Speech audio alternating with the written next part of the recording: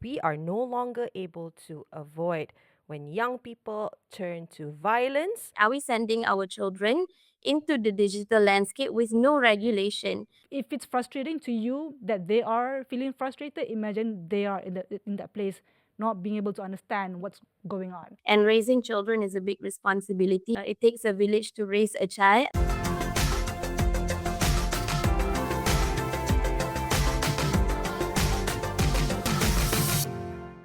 Welcome to another episode of Beyond the Headlines, where we talk about top news for the week that are beyond the headlines and more. I am Juliana Jalaluddin. And I'm Amalina Kamal. Now, juvenile crime is seeing an upward trend beyond the headlines that are emerging from the localities where these criminalities are being reported. Now, there's a bigger question that Malaysia needs to confront, where we are no longer able to avoid when young people turn to violence. Where did we miss the red flags?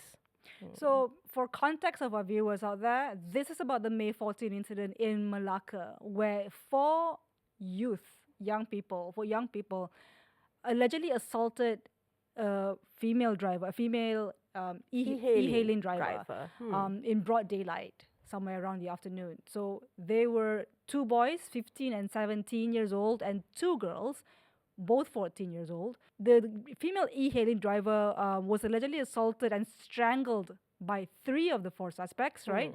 Who purportedly could not pay for the fare. The driver picked up the teens in the Bukit Rambai area around 12:30 on May 14, and I was going to drop them off at a Pekan Kuala Sungai Baru, right? So what happened was, upon nearing a forest area there, the police said one of the suspects asked the victim to stop the vehicle, and then they claimed that they were looking for someone and that they had no money to pay for the trip, right? So what they did was, a few minutes later, three of the suspects allegedly attacked the victim with a hard object. I believe one of the 14-year-old girl, struck the victim with a metal rod. Another boy strangled the victim from behind, and another girl pulled the hair of the e-hailing driver.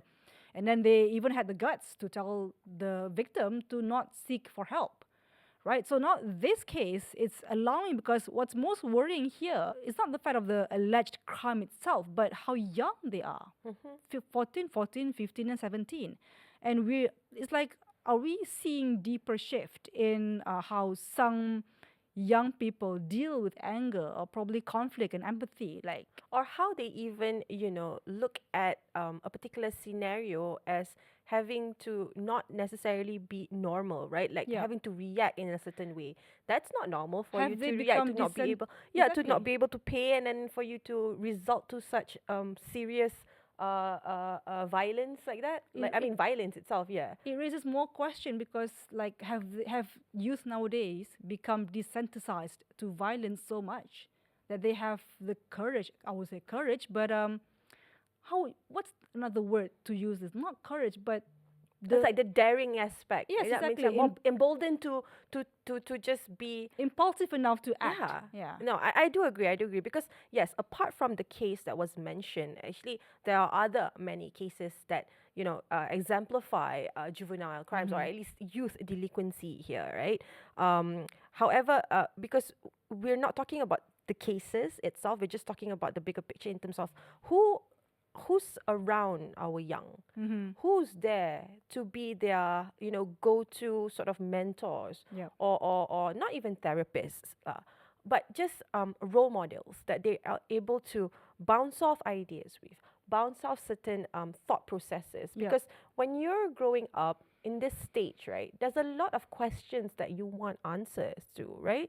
And I do understand the reality, the economic reality specifically of Malaysia today does not allow for, like, every household in Malaysia to have a homemaker there, because they have to go out to earn a living to support the family. So sometimes maybe these teenagers, perhaps they're just left alone to their own devices in terms of understanding how the world works. And it's even more challenging nowadays because teenagers are often more influenced than ever before, since before our generation of Gen Y. Nowadays they're more influenced by digital, by online content, by their social behavior. So that could also be disturbing their emotional regulation, so to say, if I were to say this correctly. And this raises more questions about the gaps in our support system, right? What happened past 10, 20 years ago doesn't work today, right? So and it's interesting that you're mentioning this, right? Because we do understand that the Online Safety Act is governing, how the realities of today is so different than then. So the digital reality is at play here. And then, but we have laws or legal frameworks that govern that, right, through the Online Safety Act. But apart from that, on the youth aspect, we do also have the Child Act.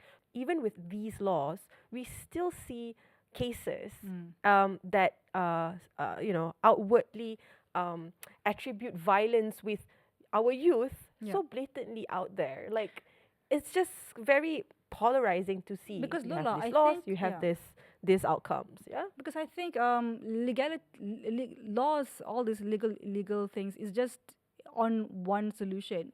The nurture aspect of it, like we discussed earlier, I think the nurture aspect of it plays a bigger role when it comes to raising child in today's era, in today's generation. The question is, I was thinking about it, like, are some youths becoming more emotionally detached from consequences? They don't care about what laws are in place or not. They won't understand that just yet, because they have yet to develop a maturity to understand the their entire frontal legal lobes are system. also not Exactly. developed. Yeah. The parents may understand it, but not all parents follow the news or, in detail what's going on with Online Safety Act and whatnot. But like, it boils down to the way they are, the way Being brought they up. handle their emotions and their frustration. So it has led to a question of, has aggression now become normalized? Are conflicts increasingly solved through intimidation and violence and those kind of things? It's gotten more complicated than ever before. Right, or not even confronted even. I mean, I guess like certain violence, when they are bottled up, or like aggression are bottled up, and then when they explode, they eventually transpire in ways that, are so beyond any human sort of like rationale can even Because be. when we were kids, right, Lola, we grew up in an environmental, yes, we had our stresses, we had our bullying cases, but it doesn't leak into the online culture, online expectation, and further exposure that we didn't have back then.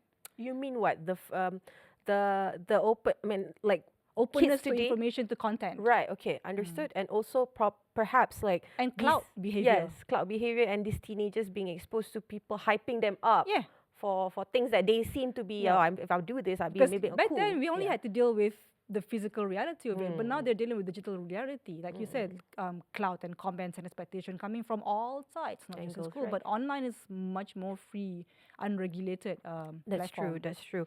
So the real question is that should the onus in terms of ensuring that our teenagers or our youth having to grow up well, to behave well, to not end up in jail of sorts, should the responsibility just fall on the parents or the guardians? Should it also fall on the stakeholders that supply these platforms, right?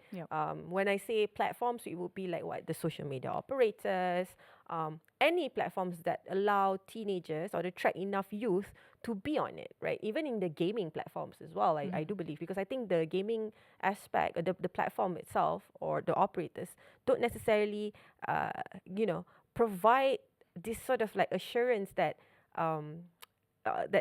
like our young are able to not take away certain extremities that they learn from or through those gaming. So another question that we have in mind is whether our society is paying enough attention to the emotional, to the social and behavioral development of these young people, right? Before problems actually escalate into violence. Yeah, the detecting of the red flags, you mean? Okay. We mean, in a sense, if let's say my kid is growing up as an introvert too much, or like, how do I read certain cues, certain social nuances, or social cues that my child is pushing out, because we might not necessarily be an expert in it, but we require outsiders, meaning actual experts, to assess this. But sometimes the accessibility is not there. As much as these kids grew up with a lot of information freely at the tip of their fingers, it should grow parallel with parents, not just parents, but teachers. Even we as a society, when we see something's happening, we also need to keep ourselves abreast with how to get help, how to detect signs and symptoms before they develop into a much more serious, issue. Do you get what I mean? So it's like it's not just about oh no, kids are exposed to all the information. Yeah, they are exposed to all information, but so are we. So we should also learn how to read situation and then find out as much as we can on how to help these kids when we see something that's not doesn't seem so right.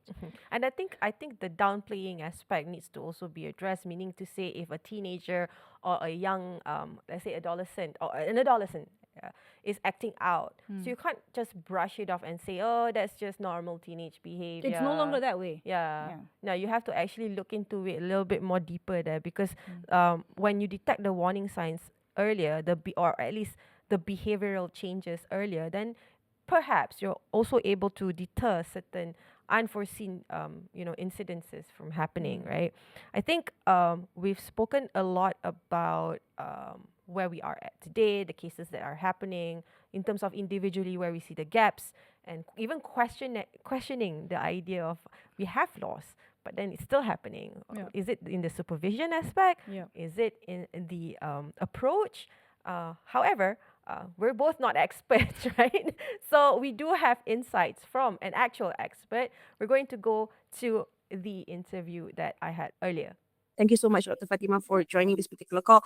I think as we've discussed prior to this particular recording, the talks surrounding juvenile crimes, or what leads our youth to actually go through that sort of way of life of sorts and violence, right? It's not necessarily something that we can just oversimplify, because we do understand that our policymakers, are seeking solutions to better the environment of these youth, having to grow up and learn the rights and wrongs. But having said that, with incidents that has happened that has happened in the past that we see being reported, do you think children as young as 7 today having to appear in juvenile crime statistics is concerning to you? Very concerning. It is a reflection of some level of systemic failure on our side, which I think requires a lot of attention, and we shouldn't sort of look at the numbers and think, oh, that's a very small minority or a very small number comparatively. But every child, we need to think of them as potentials. So if one is lost, there is also a lost potential for our nation. So there is that level of importance that we need to give to it despite the numbers. But when we see a trend, then we know that there are certain things for us to look at. So important, definitely. And there are, like you said, many issues that we can look at that may appear unrelated, but actually very, very related, that we can sort of unpack together today. So, yeah. When we talk about our youth, in their adolescence, we all were once there, right? And our peers are often the ones that are influential in our decision making, as much as how much support we get at home and in our educational spaces lah. But how much of teenage behavior today is actually shaped by friendship groups and social acceptance? Is the peer pressure aspect becoming too much nowadays? Okay, I think adolescent group or age group is a unique age group, right? When they're younger, we may think of them differently and they're going through different development stages. But once they reach adolescent, the bonds or ties with their parents sort of loosen a little bit. The range of influence of family and other institutions become smaller compared to the influence that their friends have. So that's a unique developmental stage, but it is never separate from what has happened before. And reflecting on your question earlier, this is what we want to talk about. Maybe in the last few decades, we saw the trends of youth or adolescent delinquency or crime higher at the older adolescent age or older teenage years than the younger adolescent age. And we see younger examples of crime or younger examples of challenges that we've not had before. So this has to do with the environment that we live in. You are right to say that yes, at this particular age group, peers have more influence, but this is also a product of, or for example, we can say this is the next stage of their lives, this cohort of youth. They would have gone through a certain experience in their childhood or the earlier childhood before they reach this stage. And a lot of it is also now a continuity of what has happened before. So while yes, peers play an important role, we have to also see it as a context. Likely that they have similar peers that they had in their younger childhood than they would have in their older childhood. Or we would say that we still exist in the same context. So say, for example, when you are small, you live in this kampung or this taman, and then when you grow older, you're likely to still be living in the same area. So you're still mixing with the same group of friends, but the influence of the friends are different as they grow older. But they are still growing within the same system. So these challenges that the children are now facing at adolescent or youth age are unique because it was a continuity of the past, plus now peers having more influence.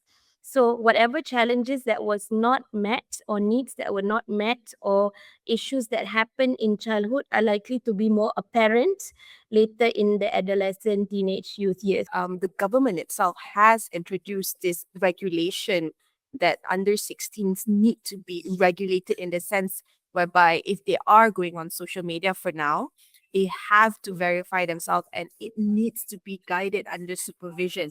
It's not a complete ban though. I think the government is very careful in terms of how they impose certain policies because they don't want an outright sort of like alienation of our youth development so that later on, when you gong certain macam like it's one extreme to the other. So they're quite careful in that. But what's certain is that the regulation aspect is at play. It's just that the devil's in the details. We've yet to see what the outcome will be probably in the next year or so if whether or not there will be more playtime for our youth, right? Yeah, but you know what? It's actually when we say the government is going to impose, I think that is the error there because we forget that it's everybody needs to want to play a part in this.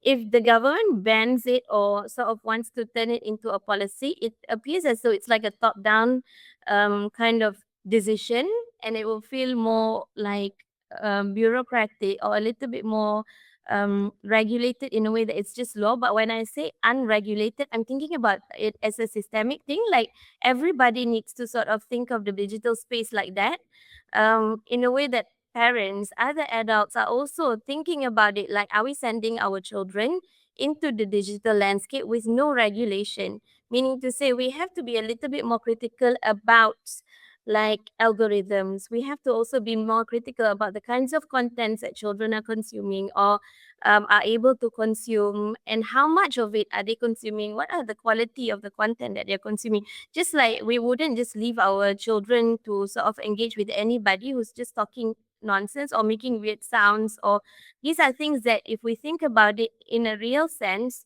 we would be quite critical. But somehow when it's the screen, we do not really think that that's a problem.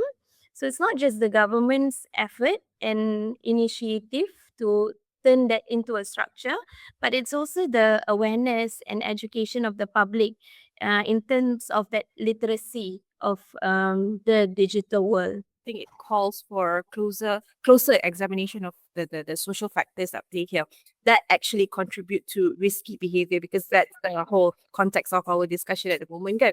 And in that particular narrative, right, or at least concept, the collective responsibility of the society, as you mentioned, is important to ensure that our youth are able to develop positively.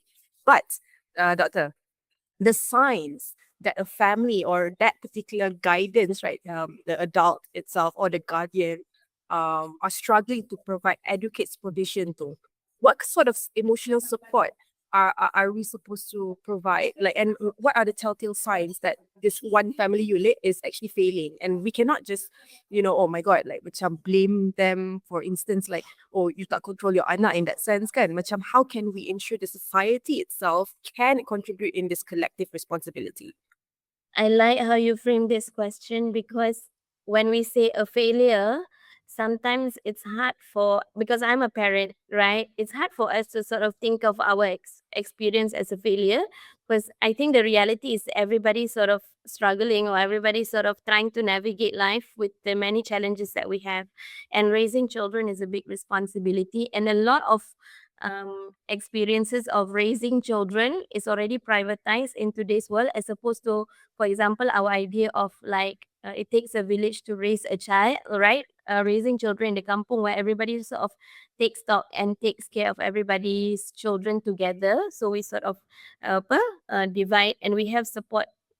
And there's also obviously sometimes less stigma when we see it as, okay, we're going through this together, rather than singling out certain families. But I think good things to observe, if we feel like maybe I'm facing these challenges, is to reflect on how we are navigating, number one, our time spent together as a family. And I think there's a lot more normalization of conversations. That's good, as opposed to maybe our traditional ways of doing family. So learning to have more conversations with our family members, especially children, and spending that quality time to talk things out, and sometimes delivering values. I think we don't emphasize that as much.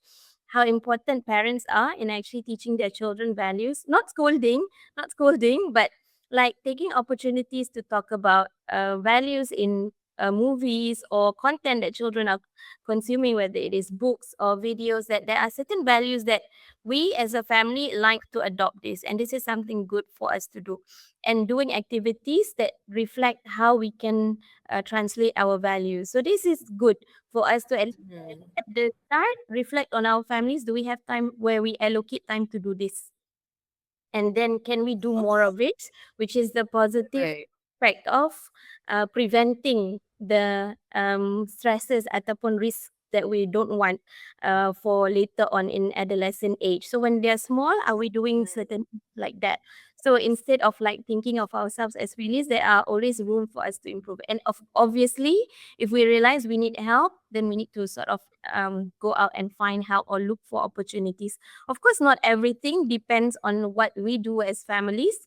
Then that is the responsibility of maybe bigger institutions to think about certain patterns that may be more apparent in, for example, socioeconomic disparity. So we know that some parents have to work 3 jobs. So in this context, maybe it's harder for these parents to think personally about what they can do. Then that would require more support from other institutions in a collective kind of sense. Do you think platforms, when I say platforms, these, social media operators, I don't know, draw the attention of our youth to spend their time on the screen, should they be more, like responsible in ensuring that the emotional aspect of their consumers, especially those that are underage, are not necessarily, how exploited? Hmm. There are a few things. Number one is the amount of time children spend on screen. So we see studies like that are not just recent, but like decade-old studies that have looked at how just screen time exposure, regardless of the content, and how quickly things change on screen, including like the sensory stimulations, like how quick the sound changes, the pitch of the sound, the changing graphics, all of that alone, just exposure to that, even if it is something innocent, for example, have a correlation with aggression in children, right? And that has to do with our dopamine kind of response. And then that is also the actual content that they are watching, right? If they are just watching something, that sort of builds a script in their mind as to what is cool, what to do, what to copy, right? Especially when there is no regulation outside to say, hey, this is not actually realistic to do in real life. We can watch this, but we don't actually do this. That's important also. The other one is, it on top of what children watch, it's also what they play. I think today, despite having certain age regulation, sometimes it is bypassed, and sometimes it doesn't have proper age regulation for children. They're still playing very aggressive games, very violent games. And this is what I mean just now. It creates this cognitive script, like a script of what to do for conflict resolution, what to do if you want to get something, right? As opposed to, for example, talking it out, maybe They think that, oh, I need to bring a knife to school because my friend doesn't want to listen to me. Instead of, oh, actually conflict resolution is just like talking it out, right? Managing expectations also. But this only happens through real life interaction and face-to-face interaction. So the role of platforms, this is really important. I think we've not done enough here as a country to put more pressure on digital platforms to take responsibility and for us to regulate it a little bit more, especially for vulnerable groups like children. Yeah, because we talk about having to have this freedom of expression, freedom of access, freedom of whatever. But then, yeah, what's the point of having to reach that sort of ideal when the development of our the generation lah itself is dwindling because of unregulated sort of content that allows people to degenerate. Amaina, I want to add that because you said the freedom of expression, the freedom of speech, the freedom of, thought and things like that. In the world of AI and algorithm, I think the algorithm itself is limiting and challenging our children's freedom of thought because of what it feeds the children. And if that is the only things that the children consume, they have no freedom of, or very limited freedom of thought because they are only being given like, it's just though we're just feeding our children fast food and then, expecting them to be healthy. So there is very limited freedom if we don't regulate things properly. Okay. So my last question then would be, if the country itself, our humble nation itself, wants to address the rise in juvenile crime, I mean, because we extensively talked about, the basically risk factors that are prevalent online that may translate in the real life, the physical world, right? But what should the top priority be for policymakers today? These include, the educators, the parents, and communities. We've touched that briefly, but in a sense, macam how can we ensure that there's more like personable sort of interaction rather than just like a passive sort of engagement here? So I think the first one is obviously we want it to be a national agenda, not like, how sometimes when we talk about well-being, it's sort of only a soft agenda, like it's only like a token or like a sweet treat at the end of the national agenda, not prioritized as other measurements.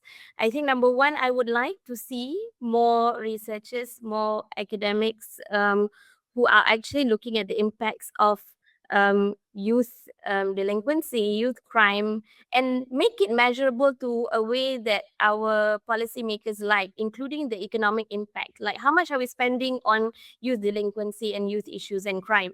Sometimes people like to look at numbers, so give them the numbers that they need, right? Or that they want to see. Because sometimes we only want to measure things economically. So, what are the economic implications of youth crime and youth delinquency? How much are we spending for court cases and support systems? Right. We only see the alarm bells as a reaction, kind of reactionary response to it. Like, okay, now we have all these mental health problems. Okay, now let's put effort into sorting it out. But we're not looking at the prevention, like what's causing all of these issues that we have today. So we need to sort of start from the beginning. And I think that's where the national agenda comes in, which is giving more focus on building good families for our country. And this includes giving people more time, giving people more understanding and awareness of the importance of raising families, because we always measure things only based on like economic outcomes or measurable outcomes, but we should measure the sort of softer side of our world that we actually need, which is our well-being. So how do we translate that into measurements that we can understand so that we can put action into it? So you did mention about how we aspire to be as a developed country, right? Like, I mean, in the first world nation, like, tak payah tengok jauh.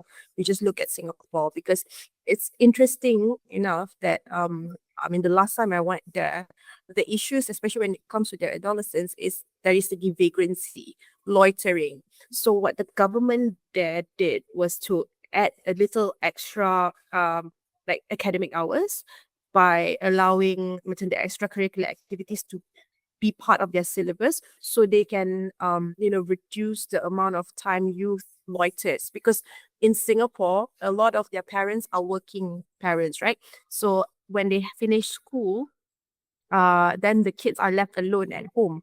with the key and the lock, and they are free to do whatever. But even then, they had this issue.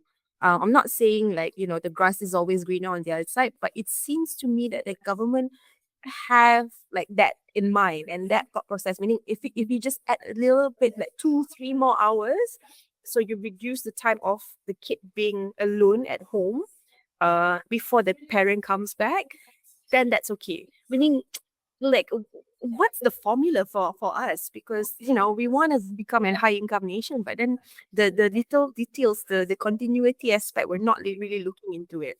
That is a question that so many moms, especially working moms, have always asked. Like, why is my children's school time at like not mirroring at all my working time?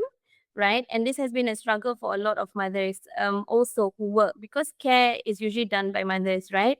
So I think that's one solution. I'm not too fond of it for younger children. I feel like younger children should have more time outside of school. If we can reimagine school, then maybe that's better. But in the current state that our school is, I don't like younger children to stay more in that kind of environment, right? There's still a long way to go because of our need to want to increase our income. The way that we see education is also as a provider for that. So we're thinking about our children as potential income generators rather than human beings that need, So even with extracurricular activities, I think the trend for parents, especially professional parents, is like, okay, how do we gain more points here for better results in the future, rather than this is good for my child. Like, even if my child's at like football or at badminton, it's still good for them to play badminton and football and whatever it is, like running ke apa ke, right? So it's like we are sort of always measuring every single activity that happens in school with a certain point that I don't like, in terms of saying that they should stay in school more, because then I think there will be that pressure from the parents. How is it benefiting my child in terms of the value it will bring for them in the future? But if we can reimagine that extracurricular hours as something that is good for their development and necessary for them to play and just have a good time to learn how to be a human being, that's good, right? So that's also important to see it like that, not just like, okay, more hours at school, then teachers have to sort of like monitor and fill in forms. I don't like that for the teachers also. So it must be something that makes sense for us. Definitely interesting insights there. Of course, teenage violence cases are rising, I mean, in a sense, in terms of what's being reported. But one thing is for sure is that how does the public response help in terms of, you know, ensuring that our youth is able to be rehabilitated after a certain offense, right? Because a lot of the response, I think one of our experts did mention that it's often very reactive. It's the carrot and stick. It's not a stick approach, right? If you commit an offense, very punitive. You have to deal with it very harshly. But the rehabilitation aspect, Yeah, that's a very interesting point. yeah, it is not necessarily addressed there. Do you have younger siblings, Julie? No, but I have nieces and nephews, and I've seen some signs of frustration when their emotions aren't being supported. I get it. Nowadays, a lot of parents have a lot of things on their mind, have a lot of things to do, and curriculum to plan for their kids. I get it. I see how stressful it may be and how occupied their day-to-day schedule can seem like. But at the same time, I think, like I said earlier, when we said that, it's not just about the kids being exposed to a lot of information, but the adults, the society too. So me as an aunt, when I see those things that even, for example, like my sister or my brother can't support them at that moment, but I'm there, that's where I come into the picture and say, hey, look, calm down. Let's Right. sit down with me and try to express. If I can, I can. But what I'm trying to say is I'm there and I take the opportunity and I'm see, okay, these kids are disoriented of some sort, or throwing tantrum, and that's where we need to be like, okay, Understood. let's be the middle ground person here, Right. and then help where we can help the best way we know how. Yeah. But not just but most importantly, do not shut their emotion out, because if it's frustrating to you that they are feeling frustrated, imagine they are in that place not being able to understand what's going on. We should break that cycle of, oh, they're just throwing tantrum, let it be. But no. It will come to an era where we know what to do. Let's break that cycle and help them as much as we can. Because we were teenagers once, right? So we do know the challenges, the peer pressure, the probably living up to certain like societal expectations, because we just want to not necessarily look cool but be accepted, because during that phase is the sense of belonging is also something that's very how to say not fiery, but like you yearn for it. Yes. Because not just if you don't already, you are deprived of it at home. Oh my God. When you go into the social setting outside, they need an avenue school, to let loose. Oh yeah. So that's where the detachment or disconnect happens, I think. And to your point, right? I think that's what our aunts are for, or uncles are for. I think it's a good buffer between the parent and the child as well sometimes. But again, I think raising kids at the end of the day takes a village. Yeah, it does. And like building a community is not necessarily based on just individual aspirations alone. It needs to be a collective sort of like consensus there, right? And then if we want to raise, good children, when I say good, it's not necessarily like in that, macam preppy, nice, decent sort of behavior looking, but I'm saying in terms of having to understand the rights and wrongs, right? Or even calling out the right, the wrongs, and having to assert on the rights. So that's what we want, especially for our future generations. Decent human being lah. Yeah, true. Anyway, that's all we have for this particular episode. If you do like this episode, don't forget to like, comment, and subscribe. Don't forget to also turn on the notification bell if you haven't already. You'll not only get NSC Beyond the Headlines update, other NSC Online's news reports will be delivered to you. Where can they follow us, Julie? On all our social media platforms, Instagram, TikTok, Facebook, YouTube. What else? Threads, X. That's pretty much it, yeah? Pretty much. Like how much What more else, social yeah? media I know, platforms we exactly. need? I That's think- enough. Yeah, Even yeah. that we can't handle. That's true. Until next time, I'm Juliana. And I'm Amalina Kamal. We'll see you soon. Very soon.